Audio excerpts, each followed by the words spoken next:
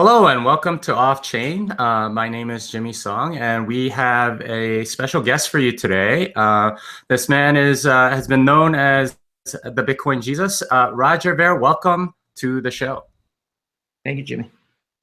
Yeah. So I mean, let's get to it. Let's start with your background. Like, what brought you into Bitcoin? How did you get into Bitcoin in the first place?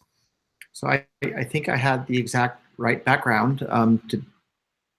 So I've been using computers since as early as I can remember in my life. I grew up in Silicon Valley, a couple of tech companies that I started myself in Silicon Valley.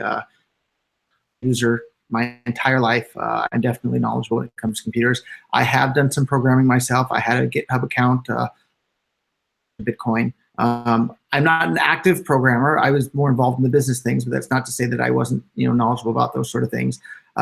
I actually was more involved in optical transceivers and memory, and we actually designed some of our own PC boards for that sort of thing. And so I was involved in the computer side, but my hobby throughout all of that.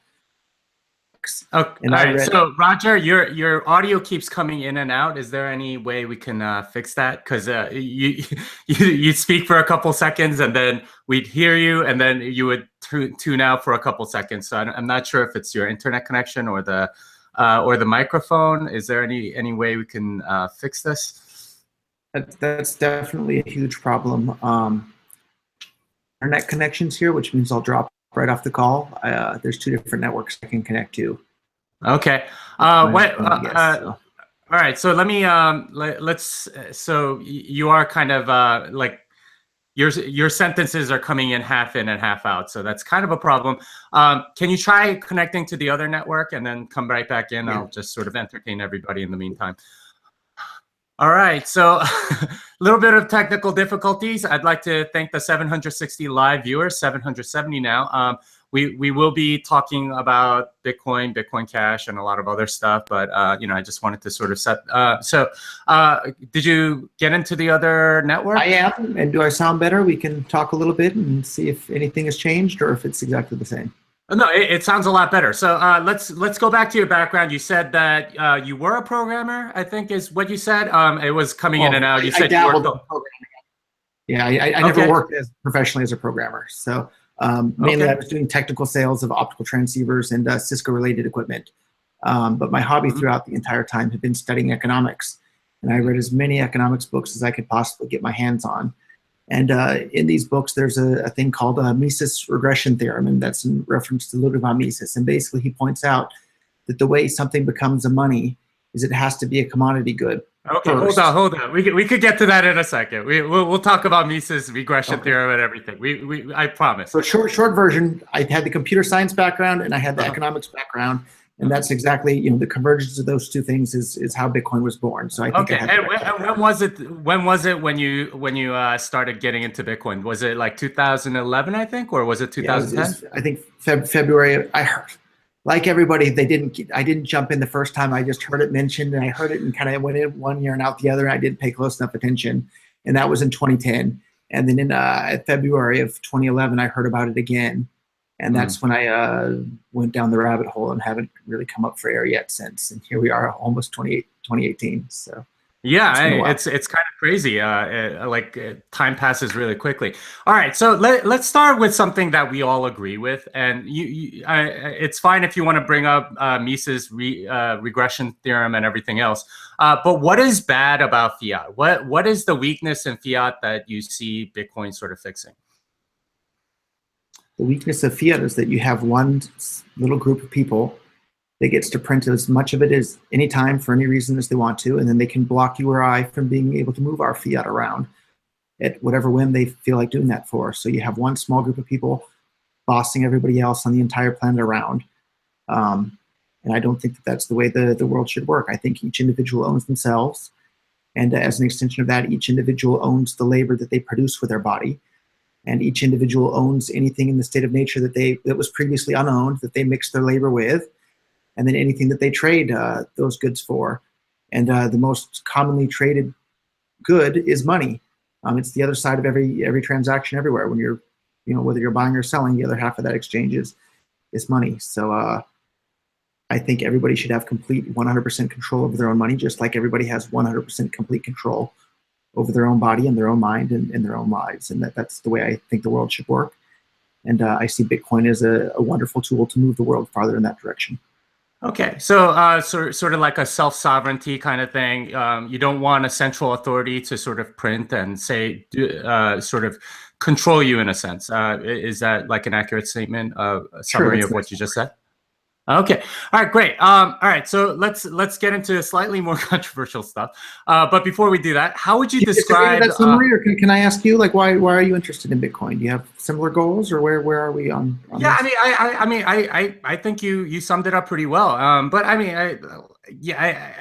I think you know, fiat is bad for all of those reasons that you said, which is, you know, like you know, it's controlled by a central authority and things like that. But yeah, I think I'm not sure my audience is necessarily that interested in what I'm thinking. I mean, I'm here to interview you, right? Like I'm the person interviewing. I'd like to hear more your thoughts than anything.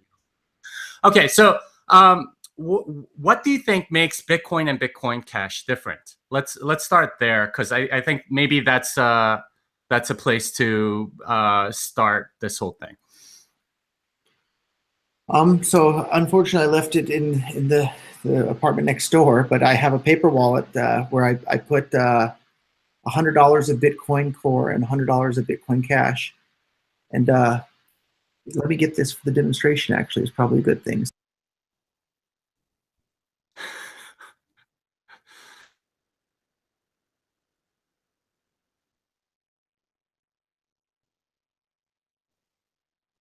All right, so you're still muted, Roger. Yeah. Okay. Yeah, I'm back now. So and we'll have the paper wallet here in just a moment, so we can actually do the demonstration.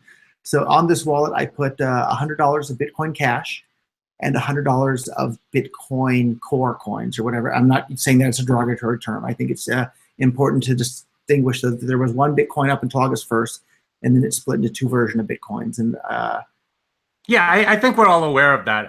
Just from a technical standpoint, what would you say are the the differences between the two coins? From a technical standpoint, or from a user experience standpoint? I think the user experience. I think we should start with I'm a technical guy, and this is meant to be more of a technical interview. So I'd like to know more on the technical side.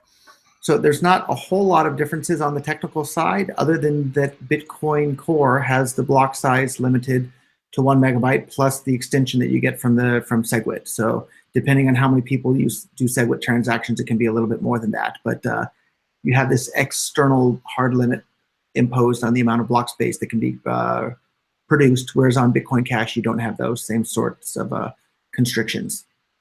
Okay, is that the only difference, or as you perceive it, or are there other things that you think are substantial?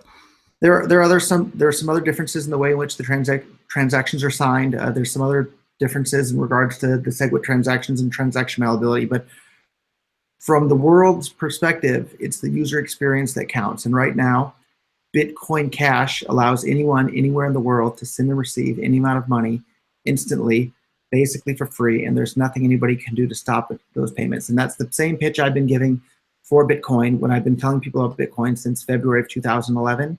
That same pitch that I've been giving the entire way through still applies to Bitcoin Cash. It no longer applies to Bitcoin Core. With Bitcoin Core, go ahead. Sorry. So I mean, I think this sort of bleeds into the next question. So I thought I would ask it so you can sort of incorporate it. But what then is Bitcoin Cash's major value proposition? Like, make the case for my audience. Why should they use Bitcoin Cash? Sure. Bitcoin Cash is peer-to-peer electronic cash, just like the title of the Bitcoin white paper that was on bitcoin.org back in 2010 and 2011 and all the way up till today. If you go to bitcoin.org right now and you read the description it gives of Bitcoin there, it says fast, cheap payments or something to that effect. Ask yourself, does that apply? Thank you, Michael. Does that apply to Bitcoin, or I'm sorry, does that apply to Bitcoin Core, or does that apply to Bitcoin Cash? And very clearly, if you're talking about fast, cheap, reliable payments, that's not Bitcoin Core. That's Bitcoin Cash. So I think that's a really, really, really big difference. So the value proposition is that Bitcoin Cash can be used as a currency.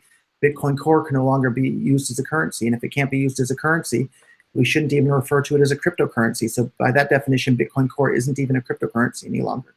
Okay, so your main argument is that it's sort of it's a better medium of exchange. Would that be fair? Yeah, I would say that Bitcoin Cash is a better medium of exchange, and the way something gets to become used as a store of value is if it's first used as a medium of exchange. And if it can't be used as a medium of exchange or have some other utility somewhere else outside of being a store of value, it can't and won't be used as a store of value.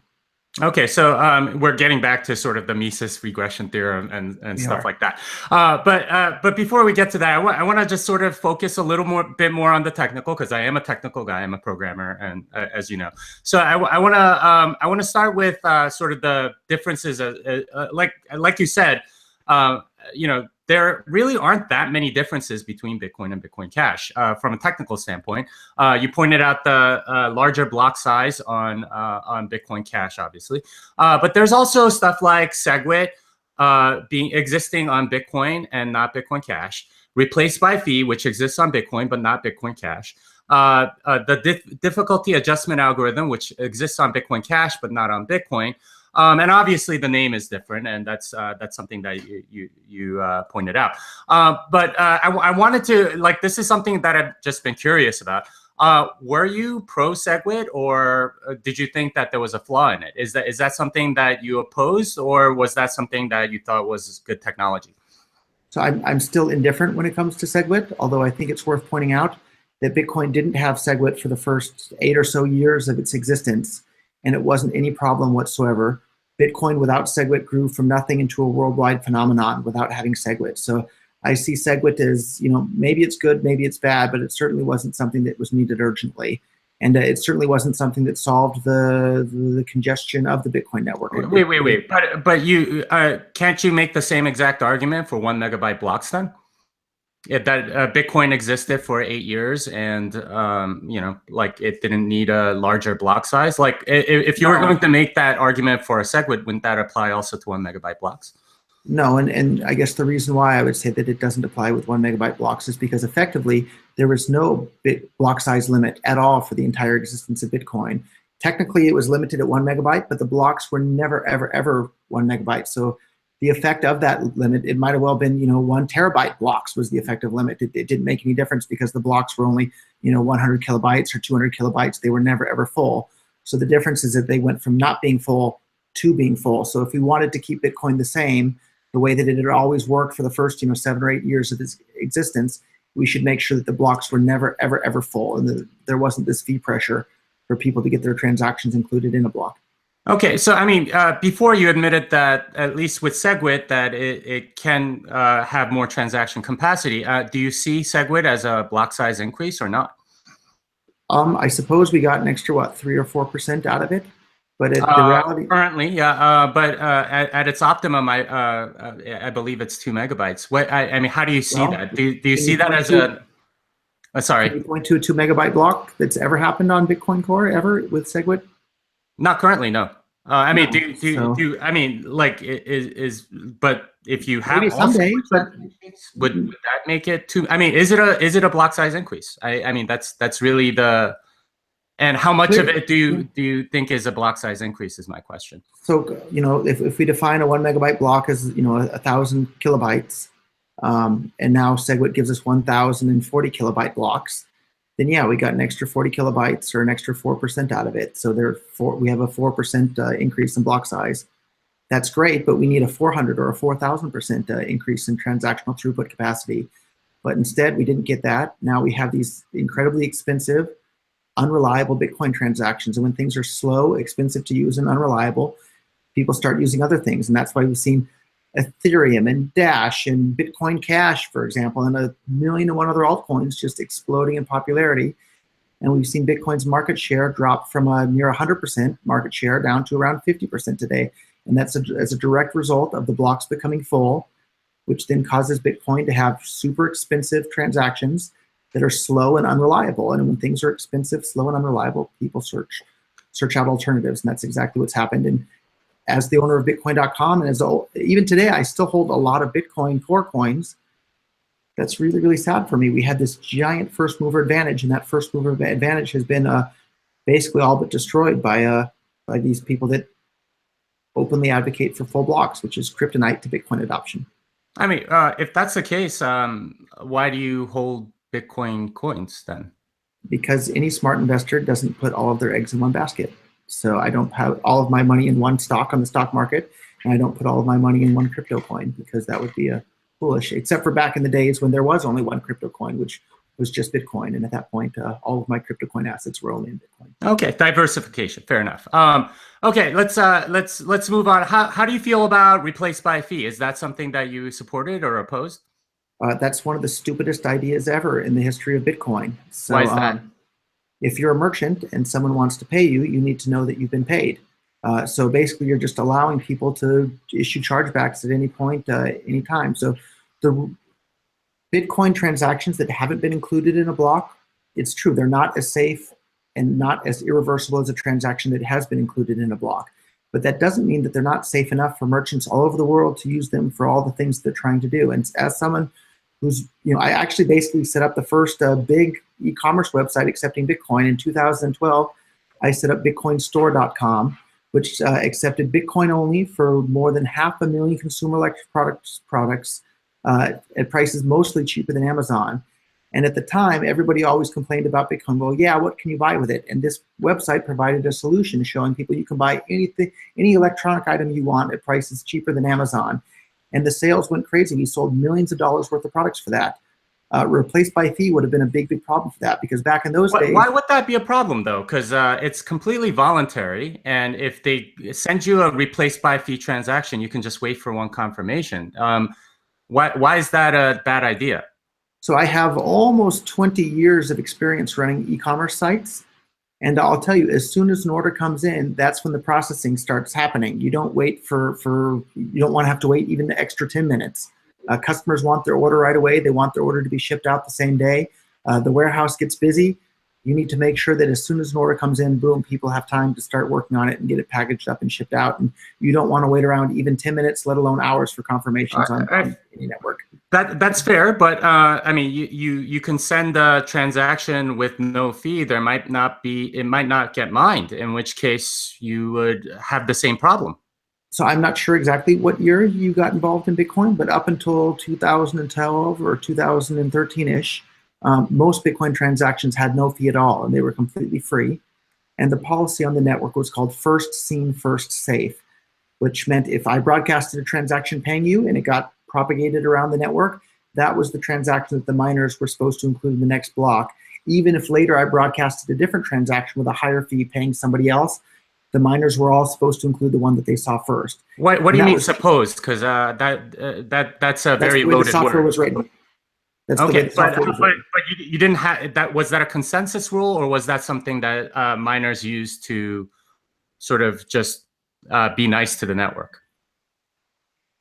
I suppose you could say it was both. It was a rule. It was a consensus rule, and it was also the way miners handled things, because it undermined the utility of Bitcoin in order to have transactions be able to be diverted at any point before they were included in a block. Okay, maybe you're misunderstanding me. When I say consensus rule, I mean something that you have to follow, or else you will fork the chain, right? Like if you don't follow a consensus rule, you will be an orphan block. I'm pretty sure that's not a consensus rule in that sense.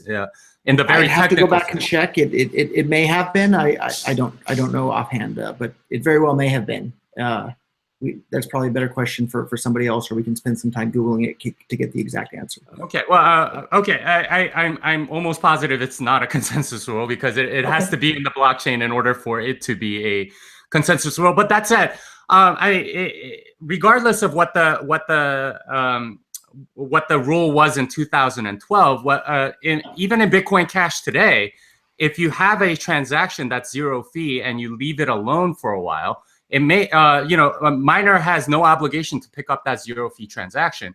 And as a merchant, if you accept that transaction as a zero conf, I mean, you're taking the same exact risk. I fail to see why you would characterize, one as stupid and the other as not stupid. So in the first numerous years of Bitcoin, zero fee transactions went through, and they went through just fine, and they were always included in the very next block. And it wasn't until much later that things started to change, and that undermined Bitcoin's utility. And the difference between paying absolutely no fee and 1/3 of a cent of a fee in Bitcoin Cash is not much, but the difference between paying 1/3 of a cent in fees and $30 in fees, which is the current difference between Bitcoin Core and Bitcoin Cash, that's a huge difference. And if you have to pay $30 per transaction, that's going to drive merchant use away and people using Bitcoin in commerce. So actually, can I ask you, Jimmy, like how often do you actually use Bitcoin to make payments for people? Maybe once a week, something like that. Not very often, no. Okay. So like I guess I just find it kind of strange that like over and over, and that wasn't meant to be a trick question at all, but like even actually right before I got on the call with you, I was doing an interview with a reporter for CoinDesk. And I asked her, and she was very clearly a Bitcoin Core and Blockstream supporter. And I said, well, when was the last time you actually made a Bitcoin transaction? She said, oh, I don't know, months and months ago. I never used Bitcoin. And that seems to be a really reoccurring theme that, you know, I asked Tone Vays and I asked John Dillion. When I ask these people that are big Blockstream and Core supporters, I can't think of somebody who told me that they do use Bitcoin often. All of them. Well, I mean, it depends on what you mean by use. It seems like, how do you define use in this instance?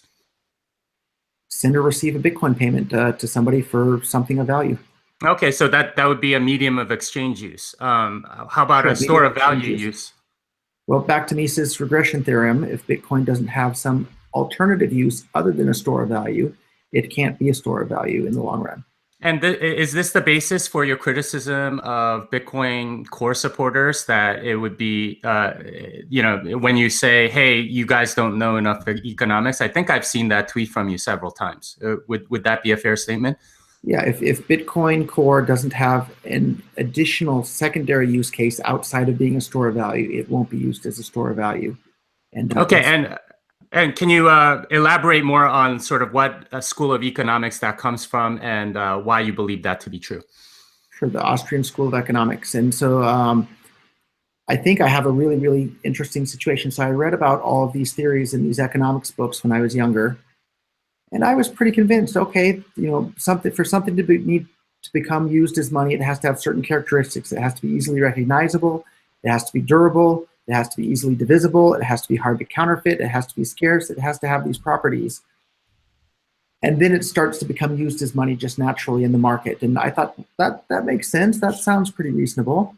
Okay, so it's not like a scientific truth then. It's a theory that from the Austrian School of Economics. That brings me to the next step here. So then I got to have a really, really interesting experience in federal prison in the United States. And I got to see within the prison economy, an economy just arises spontaneously. That's part of what it is to be a human being, is to trade with other human beings. And even though it's completely forbidden and against the rules in the prison, everybody's busy trading and engaging in commerce with everybody else. And people are doing laundry and sharing shoes and doing this and that and rolling cigarettes. And you know, everything from preparing food to prostitution is bought and sold there. But I got to watch right before my eyes that sure enough, the things that people started to use as money were tobacco, postage stamps, and top ramen soups. And if you think about it, all of those things are easily recognizable. They're very durable. They're easily divisible. They store very, you know, for a long period without going bad. They have all of these characteristics that make them useful as money, as were explained to me in these economics books that I had been reading. So I got to see, not only from reading the books and reading about the theories, I got to see empirical evidence right before my eyes that the theories are true in practice. So I had the theories, and then I had the empirical evidence right before my eyes. So they're absolutely true without any doubt in my mind.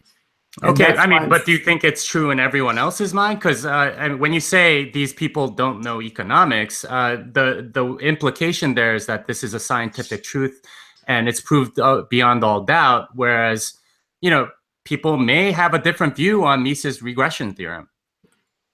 Just because people have a different view doesn't mean that that different view is correct. Lots of people think that the world is flat, and they're entitled to that opinion, but that doesn't make it true. Lots of people may think that Mises' regression theorem is complete nonsense and isn't true. It's either true or it isn't. Okay, all right. So let me give you some evidence on the other side of the alter reality. Sorry. Let me give you some evidence on the other side of Mises' regression theorem. Do you agree that wampums and rhinestones were actually used as money? I don't know what a wampum is. These were used by Native Americans. They were like little beads. They were mostly gathered from the sea as little shells, and that was used as money before Columbus got to America. Okay, they probably were. Okay, all right. And did they have any other use other than as money? Rye stones as well.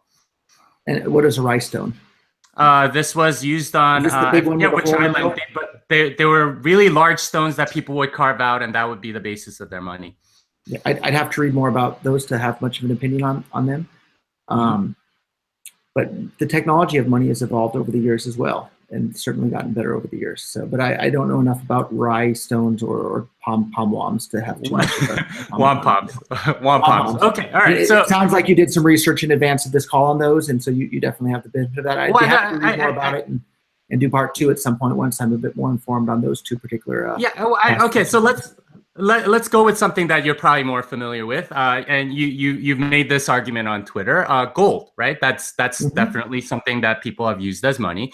And you pointed out a bunch of industrial uses, most of which I will point out weren't really utilized for weren't really uses until about 100 years ago. So before 100 years ago, what would you say were the uses of gold, according to the Mises regression theorem? So gold has been used in dentistry for thousands of years, since before the birth of Christ. Dentistry, sure. Yeah. Anything else? One. I point out your other ones. I'd like to make sure that you get in everything. Ornamental jewelry type stuff, of course. So. Okay, jewelry, dental. I'm sure there's been others as well. Okay, so let's look at both of those, because from a dentistry standpoint, that didn't start until a few hundred years ago. That's not true at all. It's been used for more than 4,000 years in dentistry, and you're more than welcome to Google that. Okay, but was it used for money before 4,000 years ago? Was gold used as money before 4,000 years? I don't think we have recorded history much farther back than 4,000 years. So. Okay, I believe gold was used as money before then, but I'll let that. We'll have to do more research and maybe have a part 2 on this thing. And we know it was used in industry at least 4,500 years ago, maybe even farther. So. Okay, all right, but we do know that it was used as jewelry, and that's your main point for the Mises regression theorem, right? Like because people used it as jewelry. I don't think it's because it was used as jewelry. I think it was because it had a secondary use case. If something doesn't have a secondary use case, then it won't be used as a store of value. The only reason you're storing it is so that you can use it later, whether you're using it or using it to get new fillings or whatever. Okay, and if you study the history of gold, for the most part, gold was worn around as jewelry so that people can utilize it as a store of value. So it seems that the medium of exchange, it was used sort of the use case for jewelry came about because it was a nice store of value. But regardless of that, I think you can agree that smart people can disagree on Mises regression theorem in particular. I don't know. Would you say that's a fair statement? Okay. Sure. Smart people can disagree on lots of things. Okay. All right. Then how do you justify sort of calling a lot of the core supporters sort of economically illiterate? Because they may just disagree with you on this. So would you agree that putting all of your eggs into one basket is an economically ignorant thing to do? Depends on the basket. If it's really secure, I'm fine with it. Okay, well, we disagree on that. So, and I disagree with most core supporters who keep saying to put all of my eggs in one economic basket. Okay. All right. Well, fair enough. Okay. So we talked about all this other stuff, and you agree that Bitcoin Cash's main value proposition is that it's a better medium of exchange. You can transfer it faster. You don't have delays. You don't have to pay as many fees. Is that a reasonable argument? Sure. Can we actually do a demo live on the air, maybe, to just show you the difference? So. Well, I had a question for you. Well, if we'll do the demo, I'd like to make time for the demo, and I think it'll be really informative for everybody here. I mean, I think everyone knows what you're going to demo. It's going to be faster than maybe what you might see in Bitcoin. Let me give the full demo, and then we can discuss it after. But go on. You had another question. So. All right. So the question I have is, there have historically been lots of medium of exchange altcoins. So do you own any Feathercoin, for example? No, I don't own any Feathercoin. Okay, so Feathercoin has 10 megabyte blocks, 1 minute confirmation. So it's even faster than Bitcoin Cash. It has a larger capacity than Bitcoin Cash.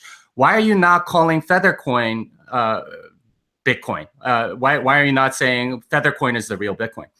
Because Feathercoin isn't the real Bitcoin. It isn't the one that was created by Satoshi Nakamoto. It doesn't share the same Genesis block. It doesn't have the same user base. It doesn't have the same infrastructure. It doesn't have any of those things. Whereas every single person in the world who is a Bitcoin user or a Bitcoin holder on August 1st of this year then became a Bitcoin Core holder and a Bitcoin Cash holder. Whereas Feathercoin never ever shared any of those same origins as Bitcoin Cash and Bitcoin Core. Okay, so if we had a hard fork of Bitcoin that went to 200 megabyte blocks and 1 minute confirmation times, would that be the new Bitcoin for you then? I think smart people could disagree on that at that point. So, but the changes, and we both agreed at the beginning of the show that the changes between Bitcoin Core and Bitcoin Cash were, for the most part, pretty minimal. Mm-hmm. Well, I just honest question. If there was a hard fork that had a higher, or that was, I guess, better in the sense that you were saying, medium of exchange, if it had faster confirmation times, if it had larger blocks, if it stayed fee-free forever, as a result of a larger block, would that be Bitcoin for you instead of Bitcoin Cash? Possibly. It would depend on all the details. So I guess I have one question for you, though. Mm-hmm. Do you think that Bitcoin Core is currently usable as cash? Well, I mean, that's it depends. It depends on what your use like cash is used for a lot of things. But I mean, again, this is an interview. That sounds mostly like a no. I'm not. I mean, no. I like the $30 fee. Again, I want to know what you think, and I'm going to tell you. A lot of my viewers are curious about what you think, so I don't want to spend too much time on what I think. I don't think they care that. I'll tell you what I think. So I don't think with Bitcoin Core costing tens of dollars or hundreds of dollars to use for a single transaction, and you have to wait hours or even days or possibly never for your transaction to get confirmed, I don't think Bitcoin Core is usable as cash. And the actual title of the Satoshi Nakamoto white paper that was published for the invention of Bitcoin labels it as a peer-to-peer electronic cash system. So if Bitcoin Core is not usable as cash, it's very clear that it's not Bitcoin because it was in the very title of the Bitcoin white paper. And if it's not usable as cash or as a currency, then it's not even a cryptocurrency at that point. Bitcoin Core is just some sort of a peer-to-peer electronic settlement layer at this point with very high fees and very slow settlements compared to Bitcoin Cash. Well, so yeah, I've heard you say those almost exactly those words multiple times on different channels. So it is something that you've probably said quite often. But you keep saying that it's not usable for this particular use case, therefore it is not cash. Is that necessarily true? I mean, the U.S. dollar can't be used for certain things sometimes, especially the electronic form. Does that not make it money? I mean, like to eliminate something as Bitcoin can't do. I guess the canonical one is coffee on the blockchain. Does that make it not a cryptocurrency? I mean, it might be for you, but you can't categorically say that for everybody. If you can't use it as a currency, and my position is that Bitcoin Core is no longer usable as a currency, and if you can't use it as a currency, it's not a cryptocurrency. So Bitcoin Core is no longer a cryptocurrency. That's I suppose that's your perspective on it, but you keep coming back to this medium of exchange thing. I will point out that Feathercoin, by that definition, is a much better cryptocurrency by your very definition of being able to medium of exchange. If I can add a little bit more as to why Feathercoin is not a better cryptocurrency, is there's this thing called Metcalfe's Law, which says the value of a network increases by the square of its connections or something to that effect. Yeah, it grows by the square of its connection. Sure. And right. How many connections is the user base for Bitcoin Cash bigger than Bitcoin? I'm sorry, we talked over each other a little bit. Can you repeat that, please? Yeah. So so you cited Metcalfe's law, which says that the value of the network grows by the number of by the square of the number of nodes. If that's the case, a lot of people that you were saying, okay, part of the reason why Bitcoin Cash is valuable is because of the network that it already has. But a lot of the people that owned it before August 1st sold it or haven't accessed it aren't part of the network. By your definition, you're part of the network if you transact in it. Not very many people seem to be transacting on Bitcoin Cash, at least compared to Bitcoin. How would you sort of answer that? Because by that law, it's also not very I mean, the blocks are like 40 kilobytes oftentimes. Sure. So Metcalfe's law, or the number of connections on the network, isn't the only thing that gives it value. So and it's true, Bitcoin Cash has a whole lot more people participating and more transactions happening on it every day. But Bitcoin Cash, that's only been around for a few months now, already on most days has more transactions happening on it than Dash or Zcash or Monero or a number of these other currencies. It certainly has less than Bitcoin Core or Ethereum. But look at how much longer each of these have been around and the rate of which new people, in fact, probably while we're on this call, we're going to surpass 1 million Bitcoin Cash wallets having been created on the Bitcoin.com wallet. So if it's not on this call, it'll certainly be at some point this evening. That's a lot of connections on the network. That's a lot of people around the world. And when they have the option of using Bitcoin Core, where it'll cost maybe $30 to do a transaction, and Bitcoin Cash, where it'll cost a third of a cent to do a transaction, it's not a tough decision as to which one those people are going to use. So, well, I mean, do you think that it'll stay that way forever on Bitcoin Cash? I think it'll stay that way forever on Bitcoin Cash, unless the blockstream people that got involved in Bitcoin Core come in and co-opt it and intentionally restrict the throughput capacity of the network like they did to Bitcoin, and have made all the early adopters of Bitcoin furious because they've basically stolen the brand and stolen the vision of peer-to-peer electronic cash, as stated in the title of the white paper, and they've turned it into some sort of peer-to-peer settlement system that isn't useful as cash and isn't useful as a currency and is something completely different. More or less your answer on Bitcoin.org. So more or less your answer is that it'll be free forever. Is that accurate? It can be it can and should be. The only reason without interference, it would continue being free. Yeah. There's no technological reason why it can't be. It would only be social reasons. Okay, all right. So what happens when we reach the 8 megabyte limit? I think that currently exists on Bitcoin Cash. I would like to see that limit raised or removed. Okay, so it gets to something dynamic in.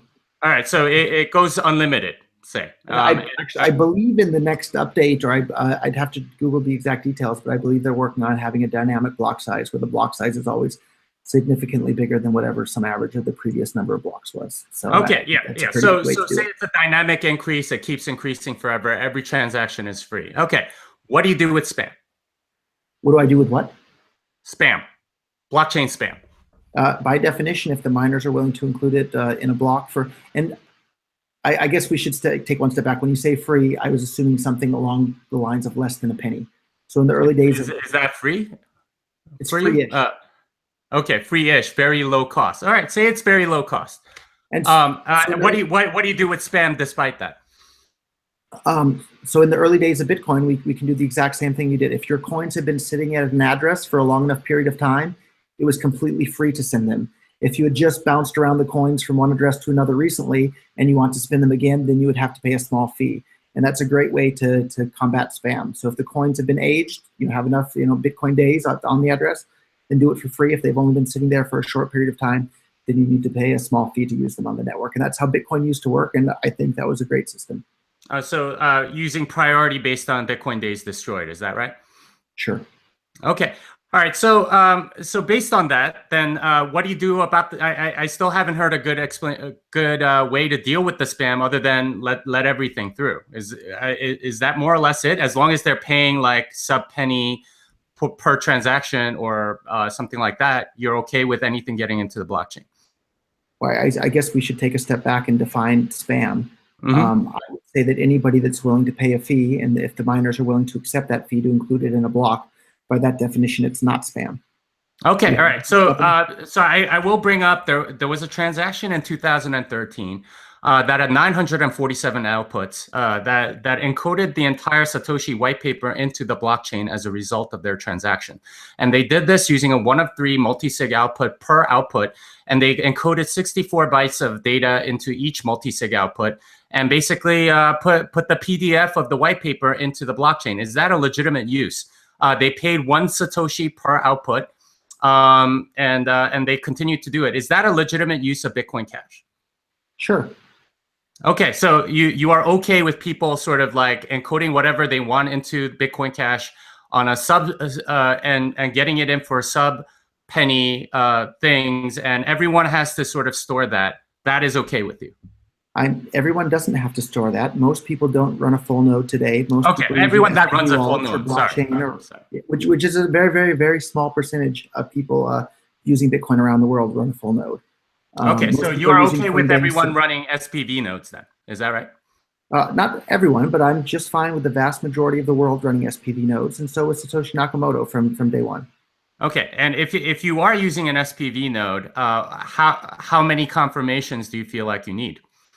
It depends on the rules of the network, and it depends on the people involved in the transaction. Not every use case is the same, right? So I don't think that there is one size fits all answer for what's the right price of coffee. The answer is we don't know. It depends on where. It depends on who made the coffee. It depends on what the coffee is made out of. It depends on all of these factors all over the world, and there's no single person that can decide what the right price for a cup of coffee is. There's no one person in the world that can decide what the right amount of block space to produce is. There's no one single person in the world that should decide what the right price for inclusion in that block space is. It's an aggregate of all of these actors around the world, and all these people around the world can decide what amount of block space to produce and what amount of money people should pay to be included in that block space. And then the people running full nodes can decide if they want to continue to run a full node or not. I don't think we need this command from down on high saying you must not, thou shall not produce more than 1 megabyte blocks, and thou must pay more than X Satoshis per byte for inclusion in that block. I think that's central planning, and it doesn't work. And we have example after example across the world that central planning doesn't work. And instead, Bitcoin is supposed to be this libertarian money that liberates people, but we have a bunch of people that are trying to centrally plan the amount of block space to be produced in Bitcoin. And I think that's a problem for Bitcoin. All right, I'm glad you brought up this whole central planning idea, because to me, a lot of these hard forks look like central planning, right? Like you plan from the inside out, and you have several people that decide we're all going to upgrade to X megabyte blocks. And that seems to be happening for Bitcoin Cash. Granted, it's happened on a lot of altcoins. It has more or less not happened on Bitcoin. What's your view on hard forks as centralized planning? So Vitalik Buterin wrote a fantastic essay describing the differences between soft forks and hard forks. And basically, he points out that soft forks are coercive because it forces everybody to come along. Whereas with a hard fork, nobody's forced to come along. If you don't like the hard fork, don't upgrade, and you can go off on your own and do whatever you want on that front. So if anything, I prefer hard forks to soft forks. So I think that there's room for both of them.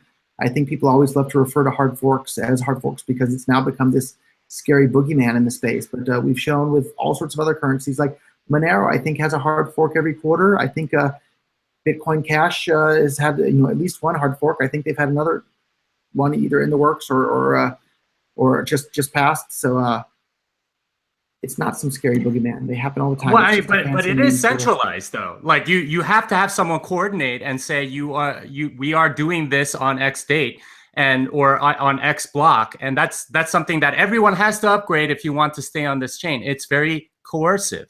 No? No, I think we disagree there, because if you don't upgrade, you simply don't go on that new chain and you continue on the old chain. So there's no coercion involved at all. Well, there is coercion, because you're saying, well, Bitcoin is defined as whatever I define it as, and that's where we're gonna go. But besides that, like, all right, so centralized. We agreed before that fiat currencies are bad because you have a central actor that tells everybody what to do. With a hard fork, you're essentially telling everyone you can either go create your own currency, or if you want to stay on our currency, you have to upgrade. How's that different? Maybe you can rephrase that for me. Sorry, I got a little bit distracted with the bottle of water at the same time, I must confess. I'm sorry, Jim. So it's okay. All right, so we're talking about hard forks, okay? And essentially with Bitcoin Cash, you have I think it's Amory who does the Bitcoin ABC releases. he more or less decides what to do with Bitcoin Cash. Is he not a centralizing influence here? No, because the rest of the miners can decide if they want to run the software that he writes or not, and the rest of the full nodes can decide if they want to run that software or not, and everybody gets to decide if they want to run that code or not. So I think it's a completely voluntary thing. Well, it's voluntary in the sense that, you know, they can choose whether or not to run his software, I guess. I think that's a fair point. But as far as, you know, the hard fork, it's more or less he gets to decide, just like a lot of altcoins. I mean, do you see the difference between altcoins and Bitcoins? Maybe that's a better question to ask first. Do I see the difference between Bitcoins and altcoins? There's lots of differences. Which difference are you referring to? Well, all right. So I see Bitcoin as decentralized. I see a lot of the altcoins as centralized. Do you see? Would you agree that's the case? I think that there's varying degrees of decentralization between different versions of Bitcoin and different altcoins and that sort of thing. But I guess one of the other real big disagreements that I have with a lot of the Bitcoin Core supporters and Blockstream supporters is they seem to see decentralization as a goal in and of itself. I don't think decentralization is a goal in and of itself. I think decentralization is simply a tool that we use to achieve censorship resistance. And by censorship resistance, I mean giving everybody on the planet the ability to send and receive any amount of money with anyone else, anywhere, instantly, basically for free, and they don't need permission from Blockstream or Bank of America or anybody else for that matter. How do you achieve that when you're not centralized? When you're centralized, like, because if you're centralized, by definition, you have a single point of failure. Sure. So I don't think that you need an infinite amount of decentralization in order to achieve that. You only need enough decentralization to achieve that censorship resistance. And by enough, to be honest, if you probably had a couple dozen full nodes, mining nodes around the world, and it's worth pointing out the distinction. A full node never, ever, ever includes your transaction in a block. It's only the miners that include your transactions in a block. So it's important to have miners distributed around the world. But to be honest, if you had a couple dozen, miners and a couple dozen full nodes distributed in a couple dozen countries around the world, that's probably enough to have all the censorship resistance you need. More is better, but not. But more isn't better to the extent that you completely undermine Bitcoin's usefulness in commerce. You don't want so much of it then Bitcoin transactions wind up costing $50 each and take a week to get confirmed. I think that's an exaggeration. I don't think it's $50 and take a week. Very few transactions are like that. Can we give a demo right now? Can you provide me with a Bitcoin address? I'm going to send you some money. I mean, I don't have any Bitcoin Cash wallets online. No, Core is fine. All right, let me see what all right, so let me see what I can do. Oh gosh, give me 1 second. I have 1, 2, and then the computer that I'm talking to, and I have three different devices, all with Bitcoin and Bitcoin Cash wallets on them, and multiple wallets on each device. Like, I think you're kind of proving my point that most of these Blockstream and Core supporters don't use Bitcoin on a regular basis, Jimmy, if you don't have a Bitcoin wallet handy. No, I do. It's just I mean, I commerce with them. It's just I didn't expect you to ask that. I mean, I think that's a little bit unfair to say that. Earlier today. So what's that? I used Bitcoin to pay for my lunch earlier today. I use Bitcoin more times than I can count every single day. And that's why I'm so frustrated with Bitcoin Core and so happy to have Bitcoin Cash, because it actually. Well, I mean, in a sense, you're using it in a different way. A lot of other people use it as a store of value, and they think it's fine. I mean, to say that that's the only use of Bitcoin, I think is not accurate. Okay. And so I use it as well. Okay, so you sent me an address. How do I? I was hoping you were going to hold up a QR code on the camera for me. Is that possible to do, or otherwise I have to? I could try. Here, let me see if I can find something with. I want to dox my MyCellule thing, so yeah. I mean, I don't want to put it on camera. If you could just use that. Well, I'll tell you what. I have 2 phones here, and I'll pretend to send one for. Actually, here. Let me check. I have a paper wallet here. We'll fold it. Here's the public address right here, right? And maybe somebody's going to be able to reverse engineer the private address there, but That would break Bitcoin, Roger. I don't think that would happen. No, but I meant because you can see it ever so slightly through the. Oh, I see. Yeah, I would spend that thing the, right away after the show just for your. Yeah, well, I think there's only $100 on there if this is the one that I'm thinking of. But I'm scanning it, checking right now. But I imagine you probably saw those people when I tried to give away the money on French TV and they blurted out the amount of. And they figured it out. Yeah, that was actually really good engineering. I was quite impressed with their ability. Yeah, they definitely deserved the money. So maybe you could purposefully blurred out QR codes at some point on the show, and people can rewind and do it to see.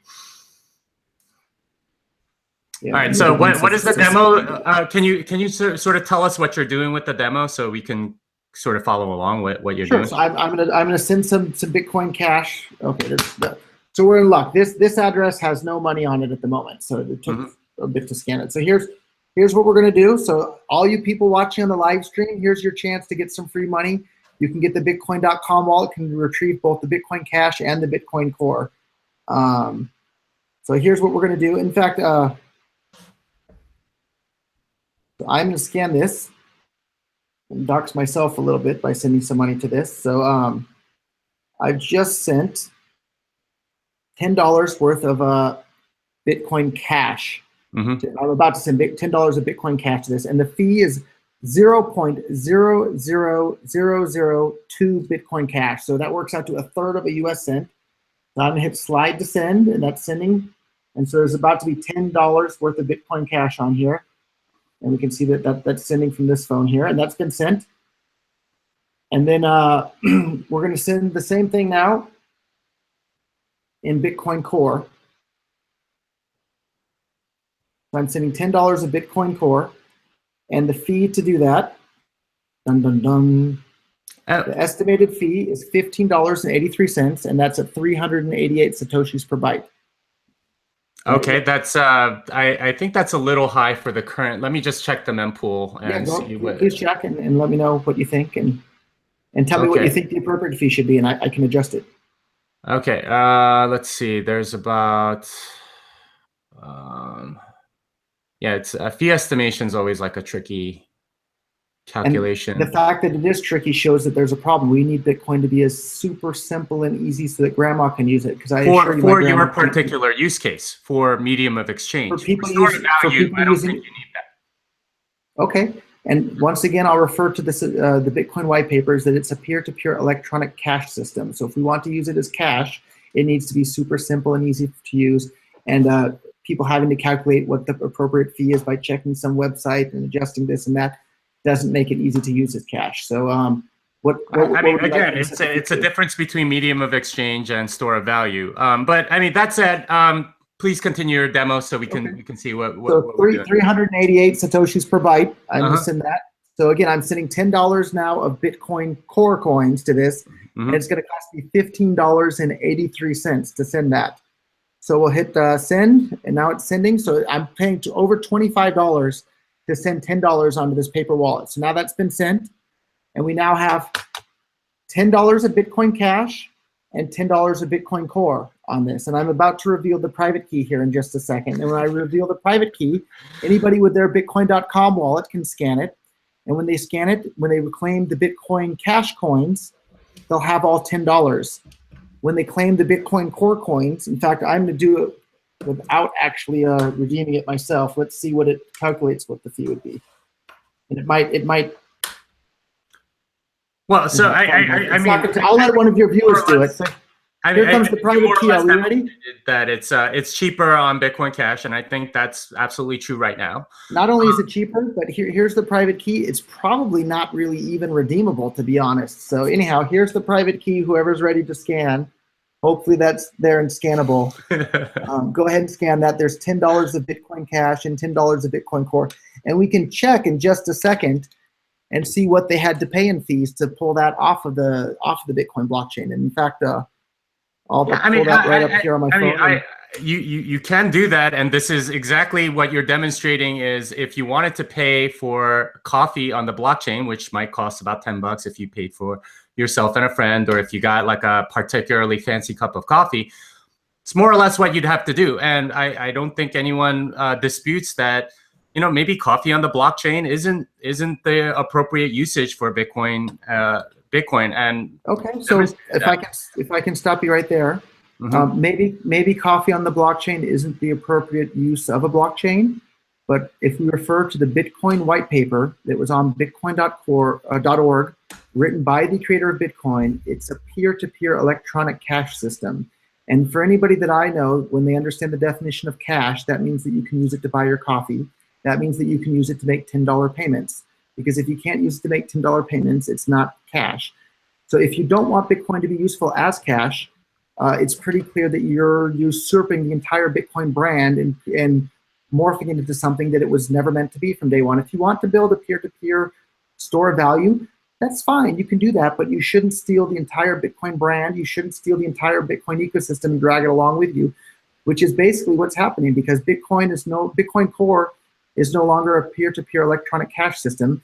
It's a peer-to-peer want-to-be store of value that's going to pop in the end if it doesn't have a secondary. Well, also in the white paper is talk about gold, and it referred to Nick Szabo's digital gold paper. I mean, like, I don't know if arguing that the title has cash in it should take if that's your argument. I'm not sure it's entirely that persuasive. I mean, I see your argument on the medium of exchange. I get that. Can I ask you then?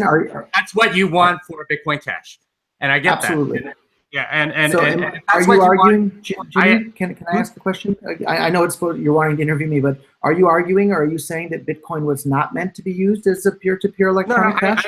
I think I am happy with one being sort of medium of exchange coin, and one being a store of value coin. I think using capitalism, we can figure out which is going to be better. I personally like Bitcoin Core a little bit better, a lot better, because of the security properties around the store of value. I'd rather hold my wealth.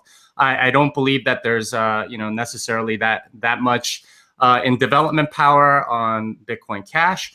I don't think it's nearly as secure. I think my people that have listened to me for a while know that I believe the developer ecosystem is the real strength and security of Bitcoin, and not whether or not you have large blocks or the actual mining hash power. I mean, you have a flaw in there. I think SegWit 2x pretty clearly showed you have a flaw in there.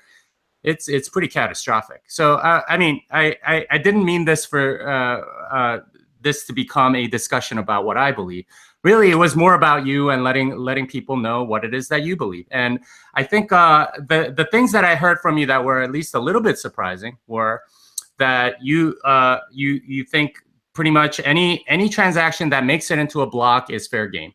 And it could be spam, it could be whatever, and people can put whatever files onto those. Can I hear your definition of spam? Well, like I said, I gave you an example of the Satoshi white paper being broken up in 2013 and being put into the Bitcoin blockchain. So can you give me a definition of spam that's something other than I know it when I see it? Something that is, it's utilizing Bitcoin. It's utilizing Bitcoin. It's utilizing the blockchain in a way that bloats it and makes it. It makes everyone pay the socialized costs without paying the proper fees from an economic perspective. And who gets to decide what's bloating it and what the proper fee is, and who gets to decide? The market. The market.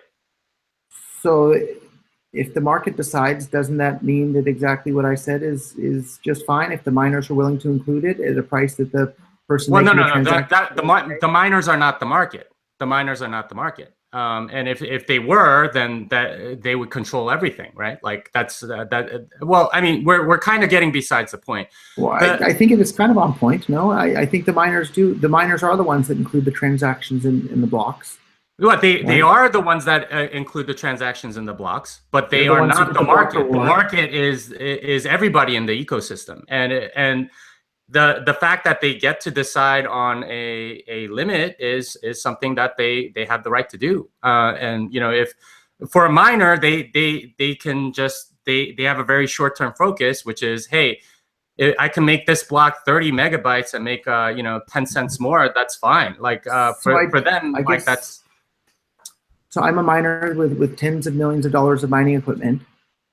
I don't think we have a short-term focus. I think we have a long-term focus. And look at Jihan, he's probably the wealthiest miner in the world. And they can have a long-term focus, but they can also have a short-term focus. And I don't think they're the market. And I don't know how you would dispute that. I'm not I think it's the entire ecosystem that's market. No. Well, I think the miners. It is the ecosystem, but I think the miners are a big part of that ecosystem. The miners are some of the Bitcoin users that are the most devoted to Bitcoin. 100% of their income is in Bitcoin.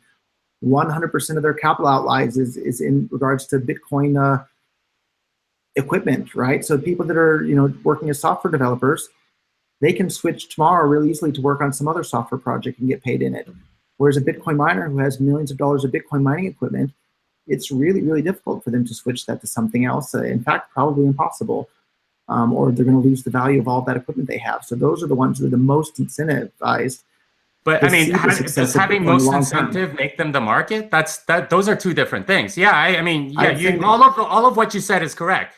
They have a lot of incentive to, keep their equipment running, all that stuff. But does that make them the market? I mean, I don't think that those are still two different things. I'm not saying they're 100% of the market, but I'm saying they're a large part of the market.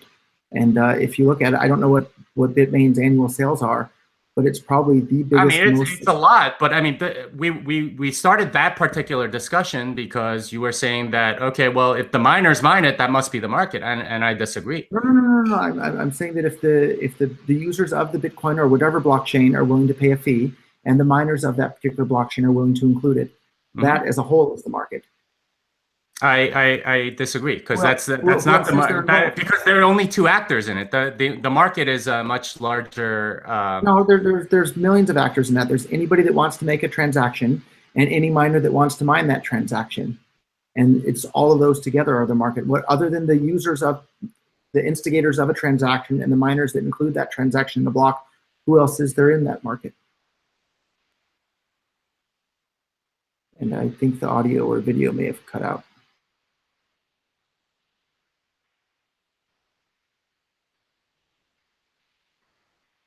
We're already over an hour, I think. So I do want to. So I'll try to sort of wrap this up. I do want to ask you one more question. The other difference between Bitcoin and Bitcoin Cash is the name. Obviously, one is called Bitcoin, one is called Bitcoin Cash. You have sort of called Bitcoin in the past as Bitcoin Core. I think you said on a Reddit post that it was Cripple Coin. Some of your supporters call it SegWit Coin. Why do you get so offended with the name Bcash? Like, why is that so offensive to you? So a lot of people think that I got pushed over the edge by that guy calling it Bcash, and yeah, I was annoyed when he called it Bcash over and over. And I told you it before we went live on the air, Jimmy. Like, thank you for always being like a civil, nice, friendly person. I appreciate that. In regards to Bcash, like, yeah, I think it's rude when people call it Bcash. I think that it's extra rude because they intentionally do it with the intent of stripping away Bitcoin Cash's claim to be a version of Bitcoin and to try and confuse people into thinking that it's not Bitcoin. So that's what bothers me about it. But Jihan Wu himself said Bitcoin Cash is not Bitcoin. I mean, do you disagree with him? I'm allowed to disagree with Jihan, yes. So I think if you look at the Bitcoin white paper and you read what's described in the white paper, it's much closer to Bitcoin Cash than it is to Bitcoin Core. And but do you think other people can disagree and say, hey, you know what? I don't think what you think is Bitcoin.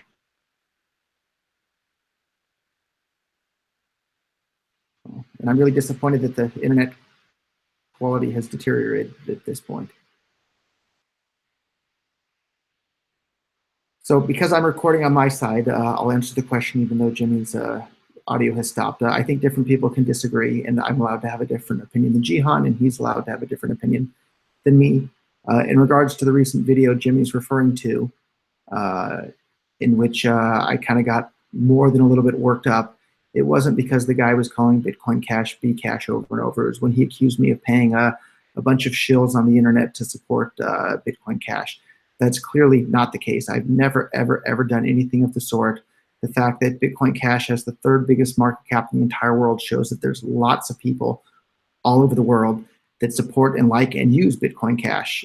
So anyhow, that's what pushed me over the edge. Hey, Jimmy, welcome back. Oh, yeah. So I had a little bit of a disconnection, but anyway, sorry. The question for me was, why do you find that so offensive? And I think you had replied that because, in your opinion, this is real Bitcoin, and not and that's why you find it offensive when people take out the Bitcoin part of Bitcoin Cash. And when people say Bcash, they're really meaning that it's really not Bitcoin. But I think you also agree that, you know, intelligent people can think different things are Bitcoin, right? Like, and and if you don't think Bitcoin Cash is Bitcoin, is it okay for them to call it Bcash? They can call it whatever they want. It doesn't make it accurate. There's all sorts of terms that you can call racial minorities. That doesn't make it right when you do it. It doesn't mean that it's polite when you do that. Wait. You're comparing this to a racial slur?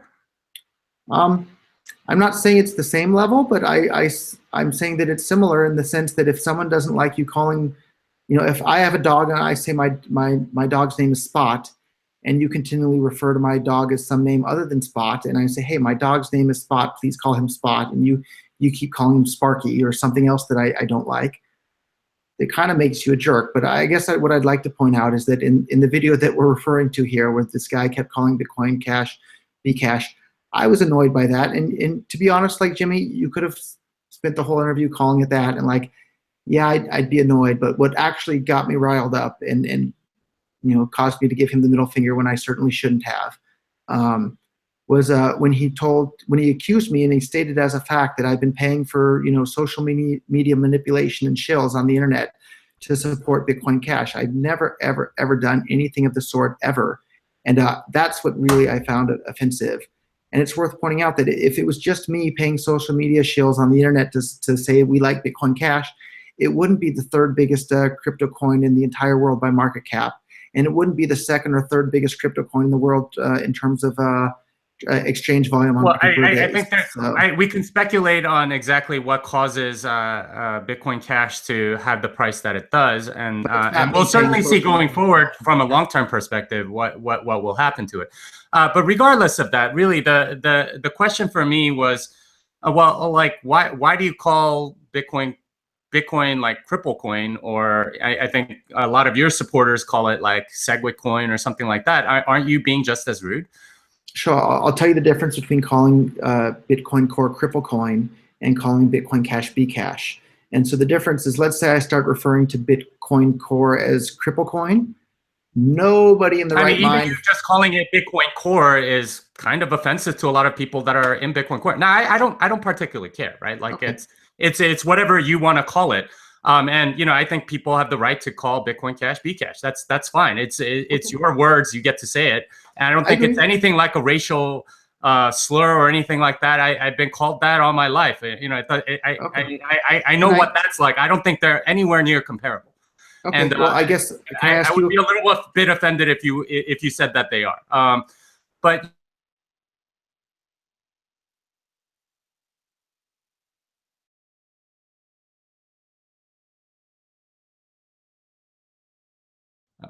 okay, so I think I lost Roger.